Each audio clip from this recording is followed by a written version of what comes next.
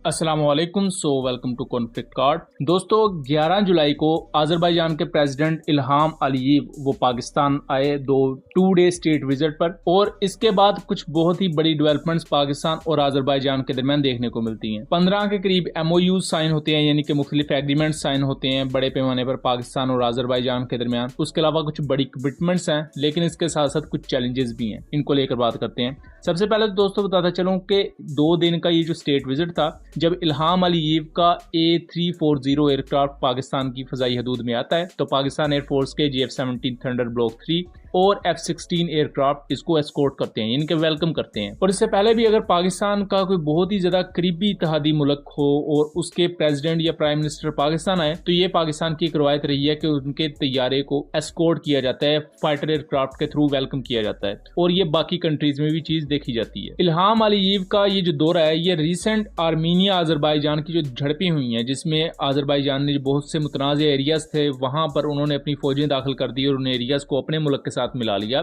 उसके बाद ये पहला उनका दौरा है पाकिस्तान का, जो कि बहुत ज्यादा सिग्निफिकेंट था। यहाँ जो 15 के करीब एग्रीमेंट साइन किए गए हैं पाकिस्तान और अजरबैजान के दरमियान, वो बुनियादी तौर पर ट्रेड से रिलेटेड है, एनर्जी से रिलेटेड है, डिफेंस सेक्टर से रिलेटेड है, यानी कि अजरबैजान पाकिस्तान से हथियार वगैरह खरीद रहा है, क्योंकि जो आर्मीनिया है वो इंडिया से हथियार खरीद रहा है। तो उसके अलावा कल्चर और क्लाइमेट चेंजेस को लेकर भी यहाँ कुछ एग्रीमेंट्स किए गए हैं। इल्हाम अलीव ने पाकिस्तानी प्राइम मिनिस्टर शहबाज शरीफ के साथ जब जॉइंट प्रेस कॉन्फ्रेंस की, उसमें उन्होंने अपनी स्टेटमेंट में ये कहा कि अजरबैजान पाकिस्तान का जो स्टांस है कश्मीर को लेकर, उसको थोरोली सपोर्ट करता है और यूनाइटेड नेशन की सिक्योरिटी काउंसिल से ये अर्ज करता है कि कश्मीर रेजोल्यूशन के मुताबिक जो वहाँ वादे किए गए थे कि वहाँ रेफरेंडम करवाया जाएगा, आवाम से राय ली जाएगी, उस पर अमल दरामद करवाया जाए, क्योंकि इस वक्त कश्मीर के सिर्फ रीजन में 9 लाख के करीब Indian troops including paramilitary forces मौजूद है, जबकि पाकिस्तान की पूरी फौज ही 6.5 लाख के अराउंड है। तो इससे आपको अंदाजा होगा कि इंडिया इतना टाइटली होल्ड करना चाहता है कश्मीर को कि सिर्फ उन्होंने अपने मुल्क की 9 लाख फौज कश्मीर में रखी हुई है, ताकि हर लिहाज से वहां की उठने वाली हुर्रियत की आवाजों को दबाया जा सके। और पाकिस्तान के हक में ये एक बड़ा बयान है, क्योंकि अजरबैजान करीबी ताल्लुकात रखता है आगे अमेरिका के साथ भी और बहुत से यूरोपियन कंट्रीज के साथ भी, तो उनके पॉइंट ऑफ व्यू को पाकिस्तान के साथ मिलाने के लिए अजरबैजान की आवाज अहमियत रखती है पाकिस्तान के लिए। उसके साथ साथ अगर इकोनॉमिकली बात करें तो पाकिस्तानी प्राइम मिनिस्टर ये क्लेम करते हैं कि अभी तक अजरबैजान और पाकिस्तान के दरमियान जो बायलैटरल ट्रेड है, 2 कंट्रीज की आपस में तजारत, वो सिर्फ $100 मिलियन है, यानी कि $1 अरब का भी 10वां हिस्सा, जो कि एक लिहाज से बहुत ज्यादा डाउनग्रेडेड चीज है, क्योंकि अजरबैजान और पाकिस्तान स्ट्रेटेजिक अलाइज हैं, लेकिन उसके बावजूद भी पाकिस्तान और अजरबैजान की ट्रेड वॉल्यूम बहुत ही ज्यादा कम है, ऑलमोस्ट ना होने के बराबर है, जो कि पाकिस्तान के लिए भी क्वेश्चन मार्क है और पाकिस्तान के लिए कंसर्न भी है, क्योंकि माजी में अगर पाकिस्तान को अपनी ट्रेड अपने इत्तेहादियों से करनी चाहिए थी तो उसमें पाकिस्तान नाकाम रहा है, और ये उसका हमारे सामने एक सबूत है। लेकिन अब पाकिस्तान और अजरबैजान एक ट्रेड MOU साइन करते हैं, जिसके तहत पाकिस्तान और अजरबैजान अपनी बायलैटरल ट्रेड को $2 बिलियन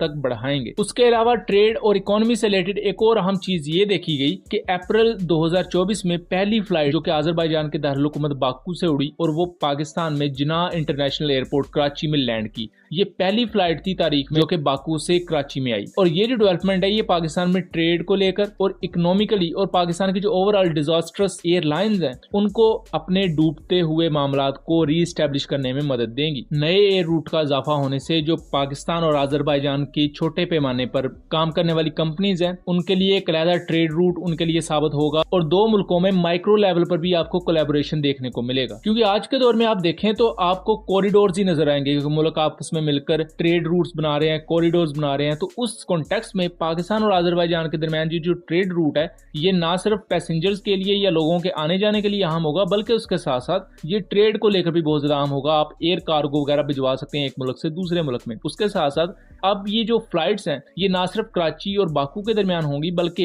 ये अजरबैजान से लाहौर और इस्लामाबाद भी लैंड करेंगी और लाहौर से इस्लामाबाद अजरबैजान की तरफ भी आएंगी। तो मल्टीपल ट्रेड रूट्स या एयर रूट्स आपको पाकिस्तान और अजरबैजान के दरमियान देखने को मिलेंगे आने वाले फ्यूचर में, और एटलीस्ट एक तो इस्टेब्लिश हो चुका है, जो कि तारीख में एक अच्छी चीज है। इसके साथ साथ दोस्तों क्लाइमेट को लेकर भी कुछ अहम डेवलपमेंट है। क्लाइमेट को लेकर अहम डेवलपमेंट्स ये हैं कि पाकिस्तान अरेबियन सी के साथ लगता है, जबकि अगर आप अजरबैजान को देखें तो ये कैस्पियन सी के साथ लगता है। तो उसके अलावा जो माहौलियाती तब्दीलियों की वजह से अजरबैजान और पाकिस्तान ये दोनों वो कंट्रीज हैं जो मुतासर समझे जाते हैं, खासतौर पर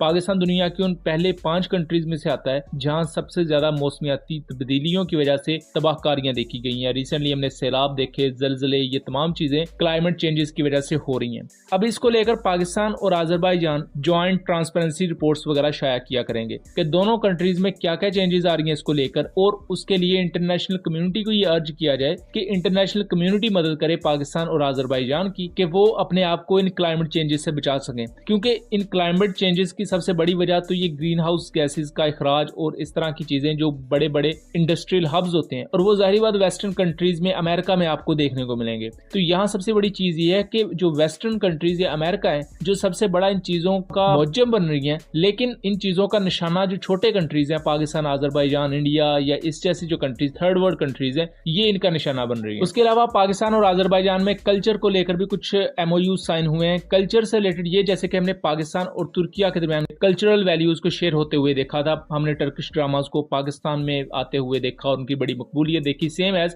पाकिस्तान और अजरबैजान के कल्चर को भी एक दूसरे कंट्रीज में इंट्रोड्यूस करवाया जा सकेगा ताकि लोग एक दूसरे को समझ सकें। और इसके अलावा दोस्तों, डिफेंस की डोमेन में अजरबैजान पाकिस्तान से वेपन्स खरीद रहा है। खासतौर पर रिसेंटली उन्होंने $1.6 बिलियन के बस पाकिस्तान से JF-17 थंडर एयरक्राफ्ट खरीदने का मुआहदा किया है, क्योंकि आर्मीनिया उसके मुकाबले में इंडिया से एयर डिफेंस सिस्टम्स और दूसरे आर्टिलरी सिस्टम्स वगैरह खरीद रहा है। सो इस कॉन्टेक्स्ट में अजरबैजान तुर्किया और पाकिस्तान के वेपन सिस्टम में दिलचस्पी का इजहार करता है और मल्टीपल वेपन सिस्टम्स उन्होंने खरीदे भी हैं। इससे पहले अजरबैजान पाकिस्तानी रॉकेट सिस्टम्स को भी इस्तेमाल करता है। लेकिन इसके साथ साथ कुछ चैलेंजेस भी हैं। चैलेंजेस कुछ इस तरह के, पाकिस्तान में जो इस वक्त रीसेंट बजट के बाद टैक्सेस का एक भरमार की गई है, वो भी इन चीजों को अफेक्ट कर सकती है। सो यहाँ पाकिस्तानी गवर्नमेंट को एक कम्प्रीहेंसिव प्लान बनाना होगा ताकि जो नए लोग इस पूरे के पूरे ट्रेड सेटअप का पार्ट बने, उन्हें फैसिलिटेट किया जा सके, ना कि उन पर बोझ डाला जाए। सो उम्मीद करता हूँ चीजें क्लियर रही होंगी। वीडियो पसंद आई हो तो इसे ज्यादा से ज्यादा शेयर कीजिएगा एंड चैनल को सब्सक्राइब कीजिएगा। मिलेंगे अगली वीडियो में, तब तक के लिए अल्लाह हाफिज।